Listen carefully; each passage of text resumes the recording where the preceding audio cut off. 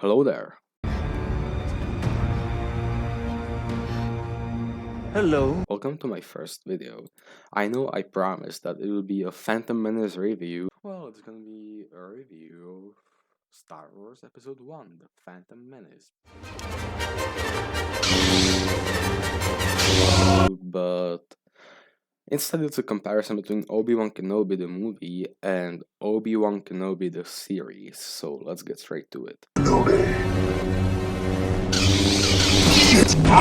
After the cool recap, the actual show starts with the Order 66 scene, which is very fucking cool, by the way, don't get me wrong.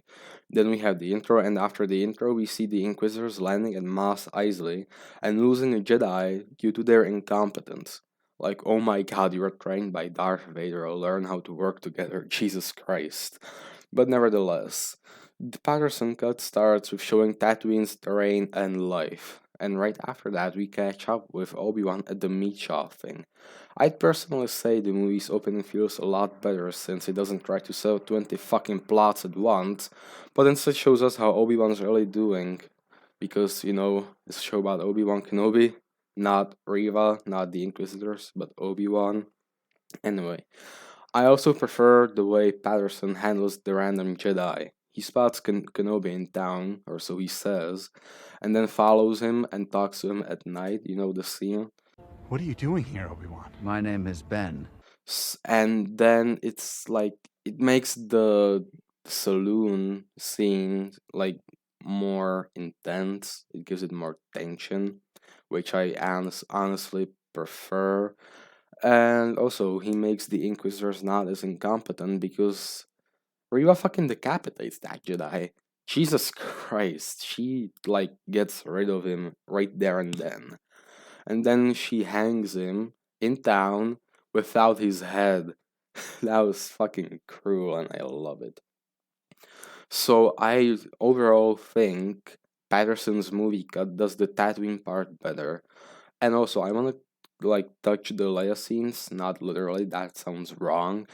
But I wanna touch on them because they were goofy as fuck in the series, let's be real here. My name is Barry Allen, and I am the fastest man alive. Gotta go fast. Gotta go fast. Gotta go fast, too fast, too fast, faster, faster. Moving at speed of sound.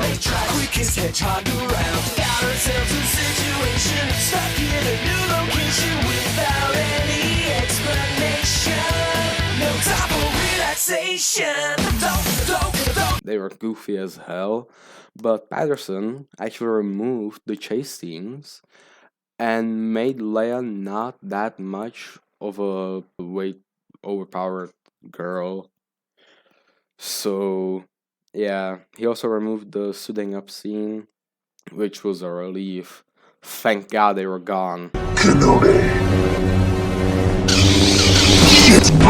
Obi-Wan's time on Dayu is pretty much the same. He meets the black kid, not racist, he's black.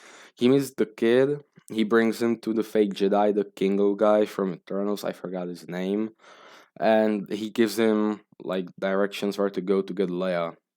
He beats up the drug dealers and gets Leia. When Leia runs off from Kenobi, in the show there is another goofy ass scene where he chases after her but doesn't catch her.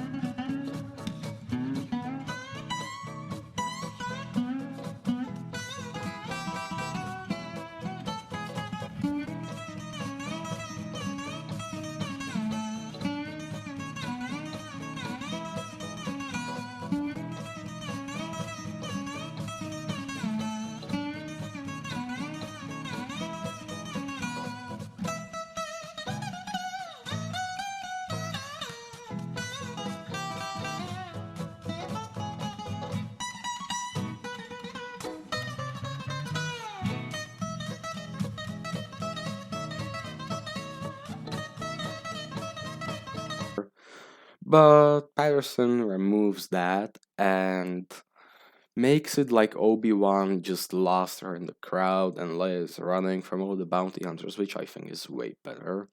Even though it shows that Obi-Wan is a bit incompetent, but hey, I don't mind it.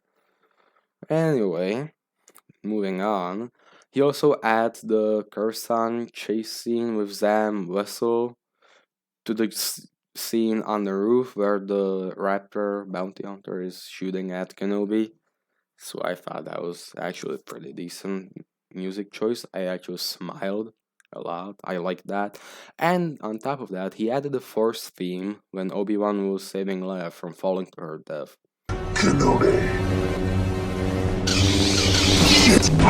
We moved to Mapuzo. And everything is pretty much the same. Nothing is really changed. Except for the flashback scene, with Anakin. I actually preferred that in the original show because it wasn't as much, it just wasn't that extravagant. It was simple, terrifying. I liked it. It was still cool nonetheless in the Patterson cut, though, don't get me wrong.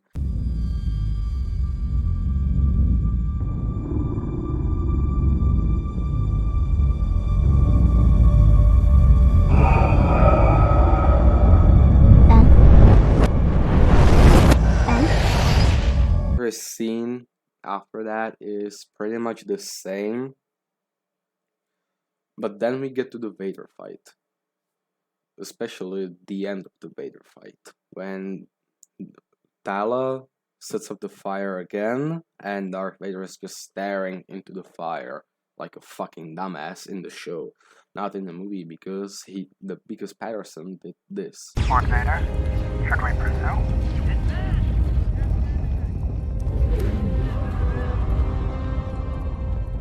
Sir?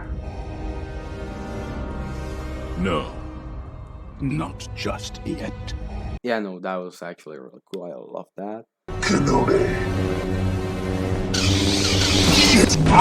This was the most boring episode of them all. At least it's shorter in the movie, though.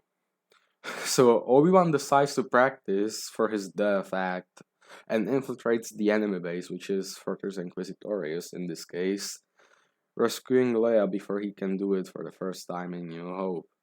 So it's actually the second time. Shut the fuck up. I honestly don't remember almost anything about these parts, neither from the show or the movie, so let's just move on.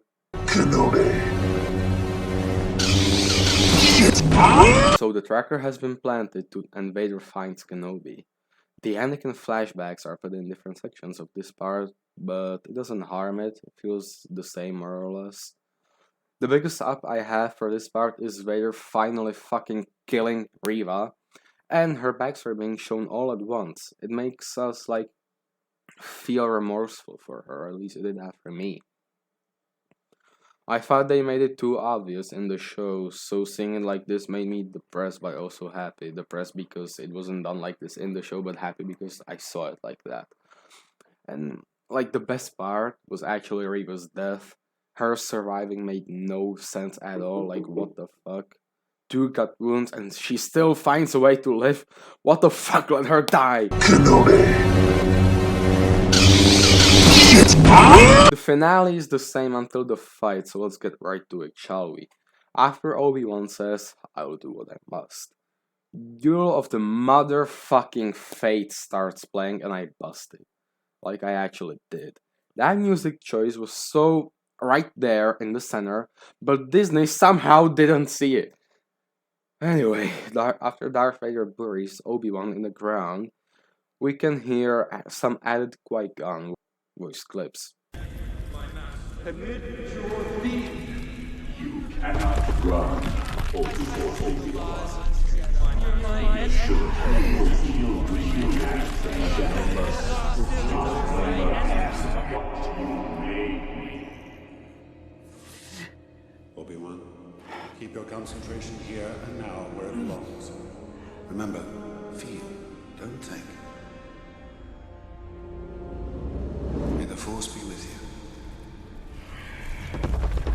I thought this was actually a very nice touch. foreshadowing his appearance in the show. Yeah, that was actually cool. So then Obi-Wan gets from under the ground and attacks Vader again.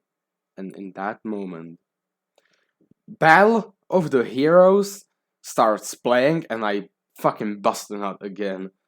Like, what the fuck, stop being so good. Kenobi. The movie did it better. You and what are we looking at here? We're looking at sea otters. 6 of them here.